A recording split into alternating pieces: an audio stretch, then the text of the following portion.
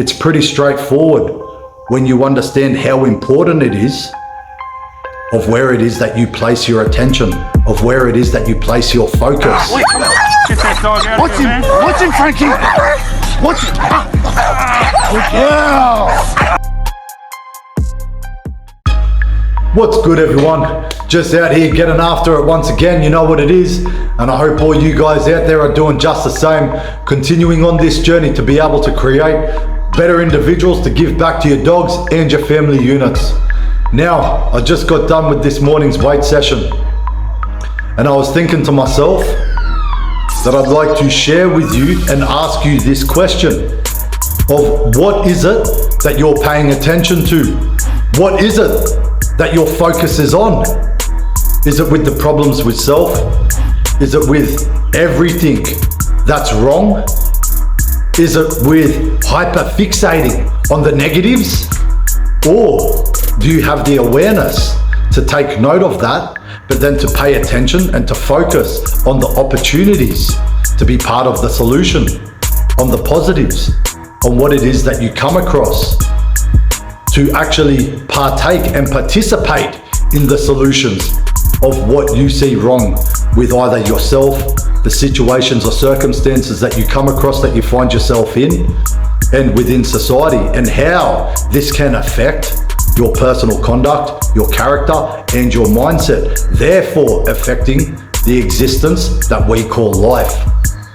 Because you know what? That adversity, those day-to-day challenges, those challenges and difficulties that we come across and those hard times that we come across within life is something that is completely unavoidable.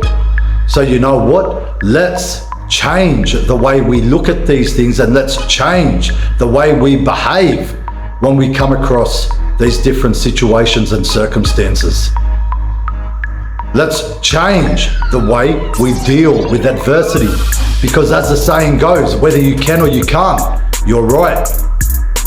But it's up to you to make that decision, because it's not hard to focus on what's wrong with you, to sit there to whinge and bitch and ask that question over and over and over and time again.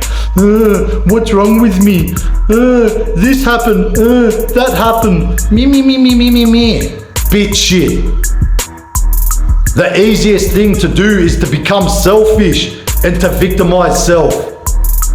To constantly whinge and complain over how it's this fault, how it's that fault, how you hold no accountability, why you don't need to take responsibility of how you led yourself to a certain situation. Even if someone does you wrong and directly does you wrong, think to yourself, hold yourself accountable so that you can find the lesson within the challenge. And say, how did I allow myself to be deceived? How did I allow myself to be led into this? And then do something about it so it doesn't happen again. You see the difference of mindset and the way it affects your character? Or are you the individual that sees the issue and then says, okay, copy that, roger that. I'm not gonna let that happen again. Okay. I understand and I have the awareness that this happened, but I also have the awareness to hold myself in a different state of mind, within a different state of consciousness, so that I can actually partake and participate within the solution to become the source of what it is that you seek, instead of constantly victimizing self. Because as I said, it's not hard to victimize yourself. It's not hard to fixate on all the issues. It's not hard to sit there within negativity. As the saying goes, misery loves company. But you know what? It's fucking selfish. It's self-destructive to sit there within such a mindset. And then some of you sit there and want to wonder why nothing ever changes. Why you find yourself in shit situation after shit situation time and time again. Understand that nothing will ever change, no matter where you go, no matter where you are, until you learn to change your mindset that is attached to the way you behave, to what it is that you participate in, to your personal conduct. Think about it. Let's find the root cause of a lot of these issues. And you know what? The root cause is self. So learn to be different so that you can do different. Because when you have the awareness to notify yourself, yes, X, Y, and Z happened. Yes, that sucked. Yes, that was shit. Yes, I shouldn't be hanging around this crew, that crew. Yes, I shouldn't be playing politics. And then you can actually see clearly with how you found yourself within different situations and circumstances. So then you can have the ability to habitually construct and to cultivate an individual that can be part of the solution so that you can do something different, so that you will have a different outcome within your experience in life. Understand? It's pretty straightforward when you understand how important it is of where it is that you place your attention, of where it is that you place your focus. Because as I said, these little aspects of life that we find ourselves within, that we call difficult times, that we call adversity, is something that is never going to go away.